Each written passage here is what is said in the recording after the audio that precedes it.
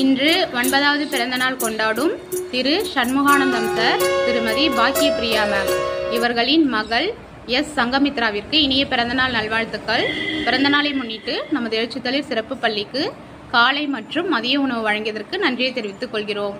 அவர்களும் அவர்கள் குடும்பத்தாரும் நீடூடி வாழ இறைவனை வேண்டி வணங்குகிறோம்.